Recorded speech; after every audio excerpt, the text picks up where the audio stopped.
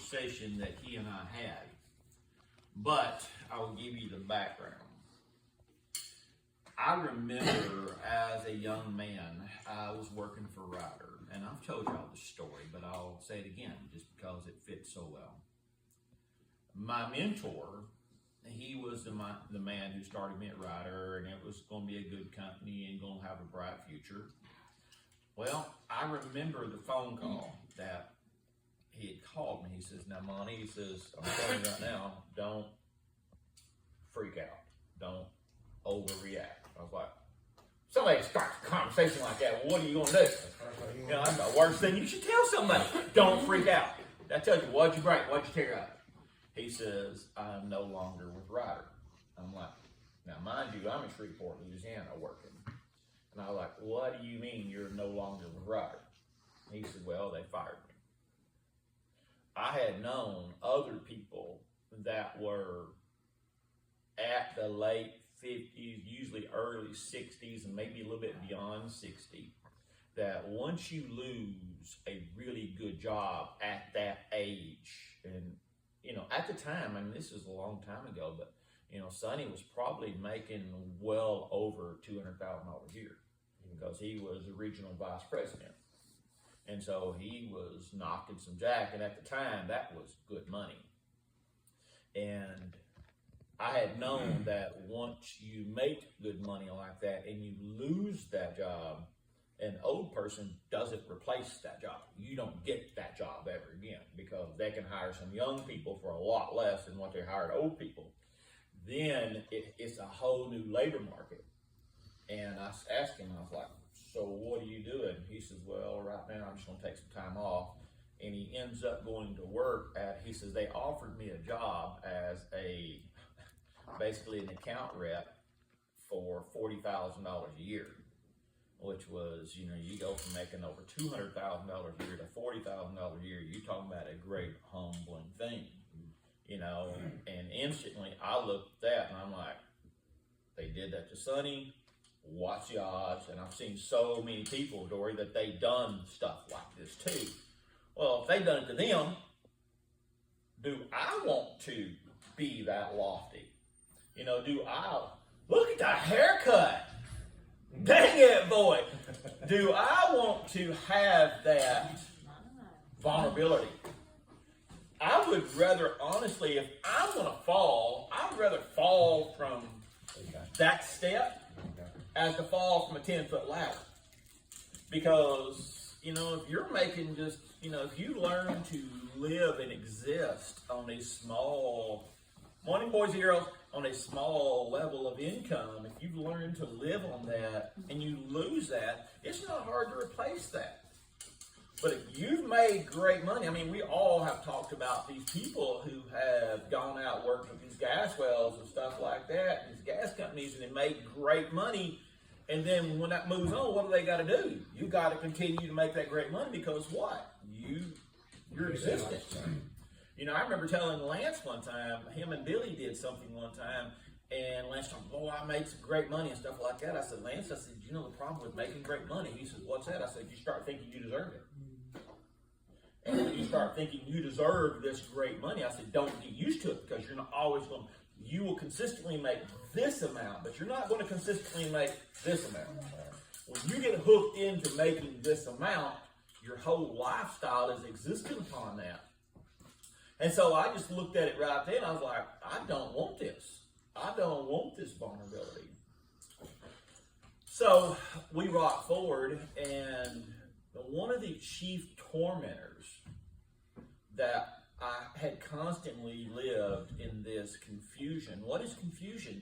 Confusion is not knowing what to do, not knowing, and it's chaos because, you know, you think about it, you're working in a chaotic environment. You don't know what's going to go on. You don't know what's going to happen tomorrow. Dory, that's chaos, isn't it? You don't know.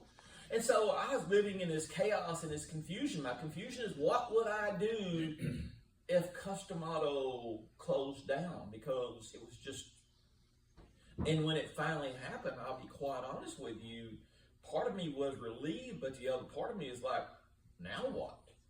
What do I do? And so I started looking and praying and started going through these things. And I was, fairly confident I knew the direction in my mind, and I've told y'all that I thought that I was going to go in this direction and go to this place and work. I just had it in my mind. And then all of a sudden it changed. I'm like, God, why did you change that? The Bible says that you're not the author of confusion. You're not the creator of confusion. Then why is this confusion? What is this thing happening in my mind? And I'm sitting here, and all of a sudden, I don't know what to do. And this guy calls me from this insurance company. And he calls me from this insurance company, man, and we start this whole conversation. And I'm thinking, okay, is this the direction I'm going to go in? And long story short, I talked to him, and then I didn't hear anything. So my thing is, if I've not heard anything in a while, what do? I don't like unresolved business. I hate holes. Holes to me are things that are not filled in, that I don't do good with blindness. And so I was starting to get anxious, and I kept hearing into my mind, don't get anxious for anything. Do not be anxious. Do not be anxious. And I'm like, okay, God, that's easy to say, from a book standard, but what am I going to do? Because I look at, and as well, honestly, as a man, you feel failure. You feel like you failed. And so many people will tell me, Monty, you didn't do this. You didn't make this decision. No, I didn't, but yet, could I have went back? Yes, I could have went back. But to me, if I would have went back, I would have still been right back where I was, waiting for this thing. If I know I'm going to get my hand cut off, Artie, if I know it's inevitable, well, just cut this sucker off. I can deal with the healing. Just get rid of it. This unknown, this confusion, this chaos was driving me nuts. Then all of a sudden, God enters this whole new realm, and I say God, but because that's where I believe that God is the author of all these things that goes on in my mind. I don't believe that God, I don't believe that nothing can happen to you, because what Scripture says, nothing can happen to you outside the will of God. And so I was going through this whole thing, and I'm like, okay, God, why did you bring this thing in my mind? And so it passed, and long story short, I remember talking to Lance. Lance was talking about he was kind of in his confusion himself, and what do? I said, well, Lance, have you prayed for it? And I said, I'm going through a situation, and I said, I'll tell you right now, I prayed 100 times today.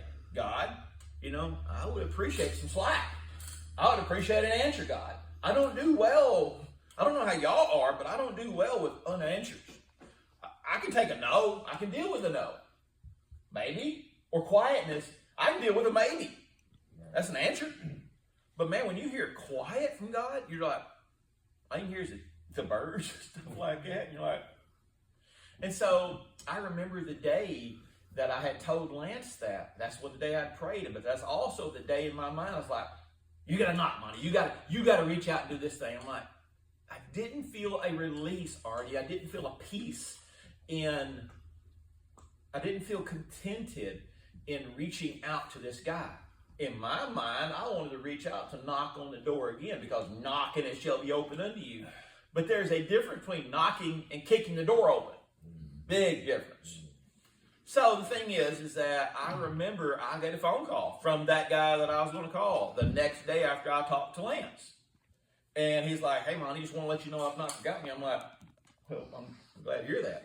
Well, long story short, here it goes again. This week, I'm dealing like, hey, God,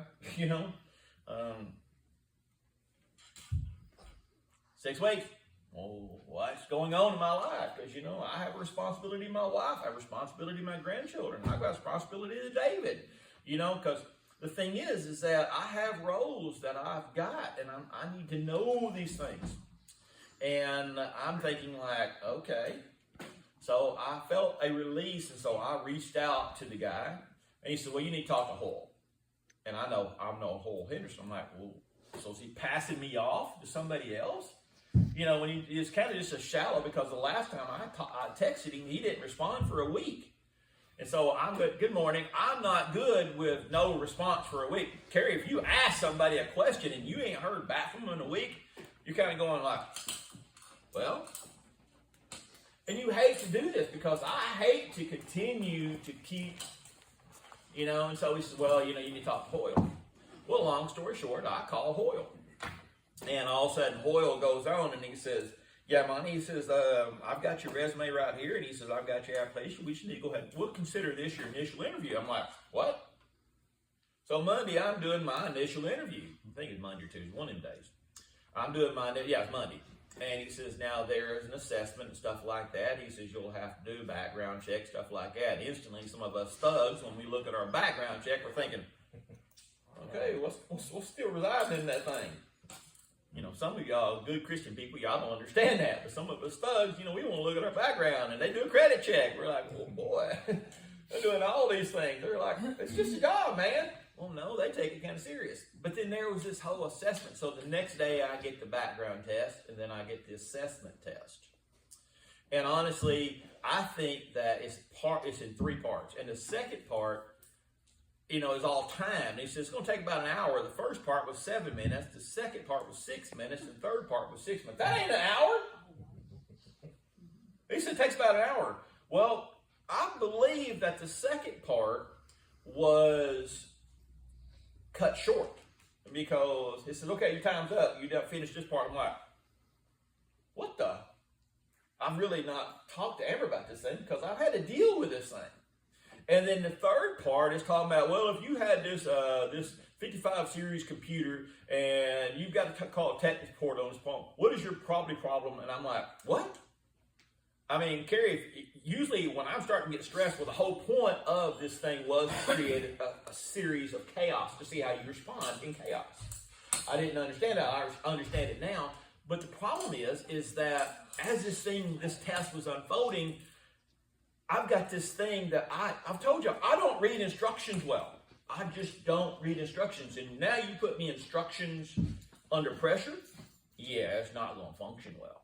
It's just not going to work. And so I'm like, and so these are questions of like programming computers. I'm like, what the insurance adjuster do? That's where I'm asking. What am I? It's solving problems. And I'm like, and so I just guessed at it. And so I'm going through it, and now I feel the worst failure. You know, I'm feeling like, God, I'm so stupid. Because I know people who got jobs at insurance companies that I've seen in adjusters, and every time I talk about them, and she's like, surely this guy here didn't take that test because he's a moron. I'm thinking already now, in my mind, I'm hearing this confusion, and I'm hearing this thing going on in my mind like, oh yeah, you're going to fail. You're going to fail. You're going to fail. At the same time, I'm dealing with this lesson of humility. I mean, I'm being destroyed by humility because, you know, at my last job, you know, AJ and I've talked about it 100 times about how we both would love to not be in charge. But as I've told AJ, that's easier said than done. To go from being in charge your entire career to no longer being in charge and no longer being an authority, no longer having a voice, no longer being responsible, to just being a person. And I was getting baptized by the fires of humility. So I show up and I go out with Lance on this job site, and I did this as a kid, but I've not thought about cement in years. I've not thought about this process in years. We actually did something, which is so funny. We actually fixed something Friday, and I remember after it was done, I'm like, wait a second. I've seen my dad and I've seen other men solve this problem the very same way. But Dory, I ain't thought about it in 20 years, 30 years. I've not thought about that solution in plus 20 years. And so I go out there and I'm the dumbest guy there. And you're talking about getting humbled.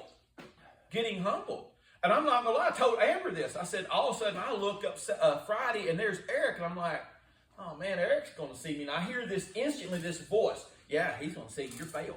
He's going to see you fail. And a part of me wanted to go hide. Because in my mind, I'm feeling like I am a failure.